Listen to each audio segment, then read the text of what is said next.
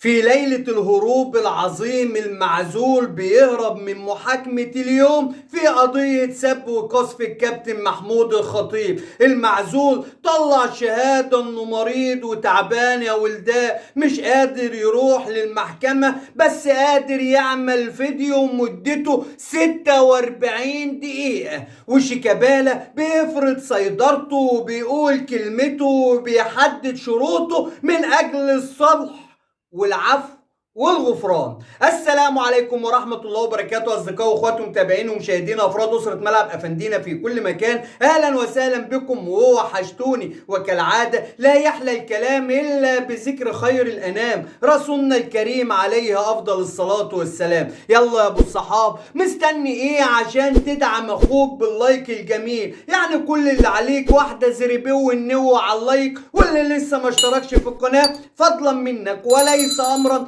اشترك في القناة وفعل زر الجرس عشان يصلك كل جديد وتكون واحد من أفراد أسرة ملعب أفندين. نخش في موضوعنا بقى. طب يلا بينا. بص يا سيدي، المعزول اللي عمل فيديو امبارح مدته 46 دقيقة، 46 دقيقة واقف على رجليه وبسم الله ما شاء الله ربنا يديه الصحة، اتكلم في كل شيء واتكلم في كل المواضيع، والحمد لله ما احتاجش حتى لكرسي يقعد عليه، ده بالعكس جاب 2 من هزاز الرؤوس عشان كل ما يقول كلمة يقولوا له ايوه زي ما انتم شايفين كده، يهزوا في رؤوسهم، يعني يهزوا في رؤوسهم في القناه وما يهزوش عنده في الفيلا، ما يصحش طبعا. لكن بقدره قادر كان المفروض ان النهارده محاكمه للمعزول في قضيه سب وقذف الكابتن محمود الخطيب اللي واخد فيها 3 شهور سجن، وكان الراجل مقدم استئناف يا ولداه، والمفروض ان كان الحكم يبقى النهارده،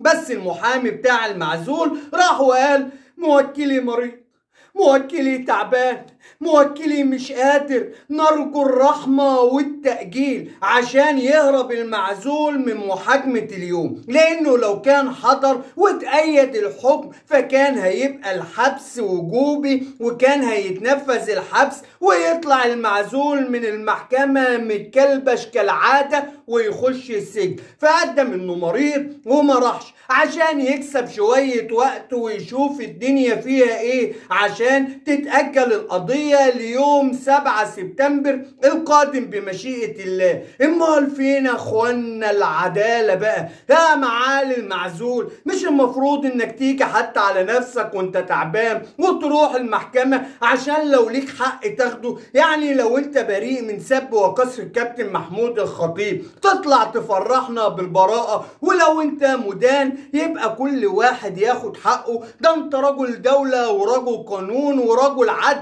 يعني المفروض انك انت اللي بتسعى للعدالة الناجزة. يلا مش مشكلة، كلها شهر وكم يوم ويتحاكم تاني. ده كان موضوعنا الاولاني. طب ايه موضوعنا التاني؟ شيكابالا الاباتشي اللي اهانوه وخاضوا فيه وقالوا لا اسطوره ولا نيل، ده كان مبطل كوره، واللي عملوا المعزول واللي جابوا المعزول واللي وداه المعزول، ده احنا كنا مفكرين انه جاي يشتغل في الجهاز الفني وكانوا فاضل ويقول لك عليه ده الميت. ما هو اصل الحكايه كلها ان قناه هزاز الرؤوس جات لهم الحاله، بيصحوا من النوم ويقولوا شيكابالا، لحد شيكابالا ما فرض سيطرته ونزل بيانه ويعني اداهم على دماغهم. فيعمل ايه المعزول اللي كان بيهدد في شيكابالا واللي يعني توعد شيكابالا واللي قال لشيكابالا انا لو عايز ما لعبكش هقول للمدير الفني ما يلعبكش؟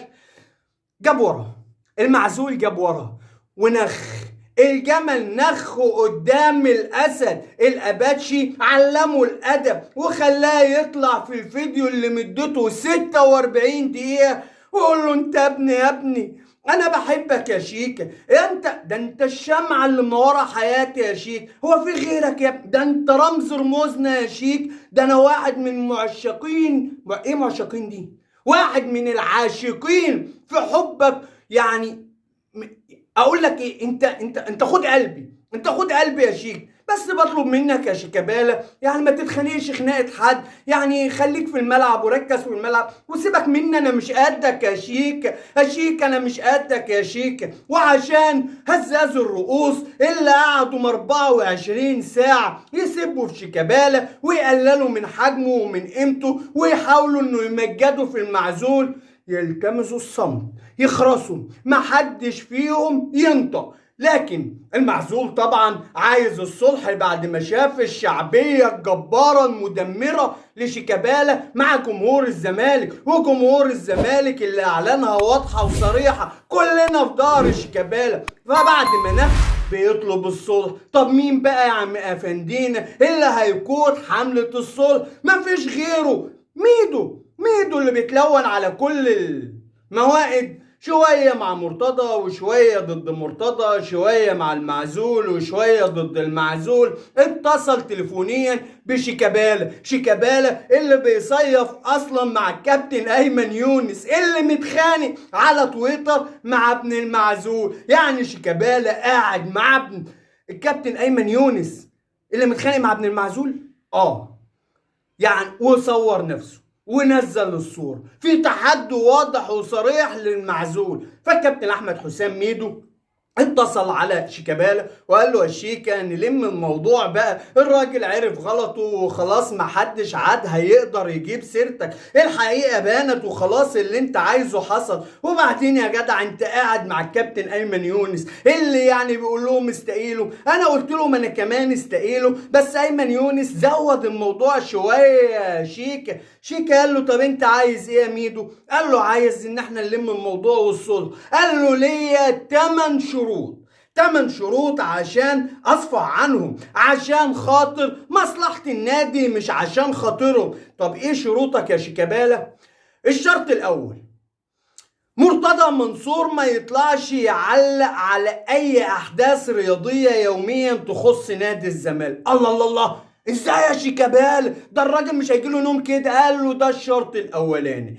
الشرط الثاني ابعاد امير مرتضى منصور عن نشاط كرة القدم في نادي الزمالك، ملوش علاقة بالفريق الاول وما يتدخلش، ويتعين مشرف عام على الكرة واحد من رموز نادي الزمالك. الله عليك يا ابني اضرب، عايزين نتوب. الشرط الثالث الاعتذار من مرتضى وقناة نادي الزمالك اللي هم هزازين الرؤوس، مش ليا لوحدي ولكل اللعيبه. طب هم غلطوا فيك انت يا شيكابالا اللعيبه مال؟ قال له يا عم ما هم طول الليل والنهار بيقطعوا في اللعيبه.